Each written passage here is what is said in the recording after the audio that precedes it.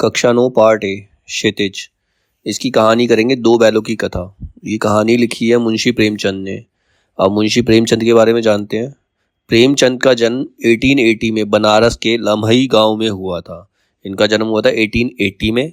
बनारस में एक गांव है लम्हई गांव, वहाँ प्रेमचंद का जन्म हुआ था। उनका मूल नाम धनपत राय था, उनका जो असली नाम था वो धनपत राय था।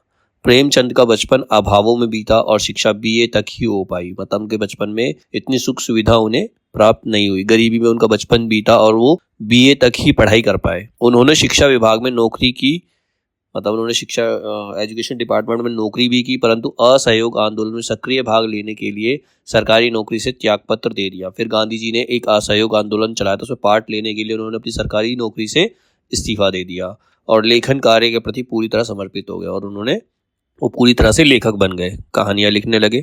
सन 1936 में इस महान कथाकार का देहांत हो गया। 1936 में इनकी मृत्यु हो गई। प्रेमचंद की जो मुख्य कहानियां है उसमें है मानसरोवर।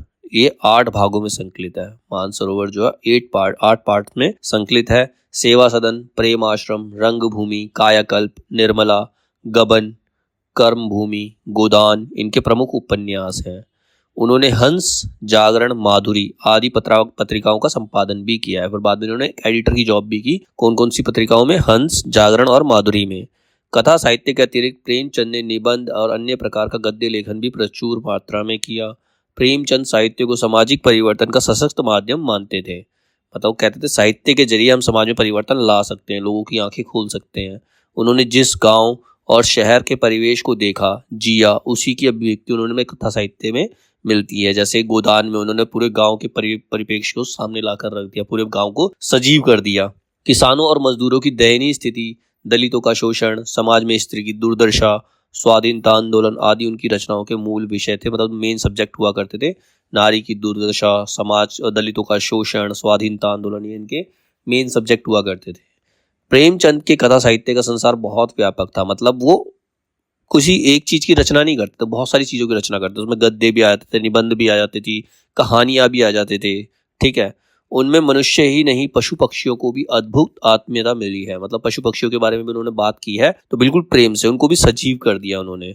बड़ी से बड़ी बात को सरल भाषा में सीधे और संक्षेप में कहना प्रेमचंद के लेखक की प्रमुख विशेषता है। मतलब बड़ी से बड़ी बात इतनी सिंपल वे में और शॉर्ट में कह जाते हैं कि लोग समझ जाते हैं। उनकी भाषा सरल, सजीव एवं मुहावरेदार है, जिससे लोगों को उनको पढ़ना और सुनना भी अच्छा लगता है। तथा उन्होंने लोक प्रचलित शब्दों का प्रयोग कुशलता पूर्वक किया है। मतलब जो उस समय की भाषा थी उसी भाषा के शब्दों का उन्होंने इस्तेमाल भी किया। जैसे गोदान के अंदर उन्होंने ठेठ गांव की भाषा का इस्तेमाल किया है।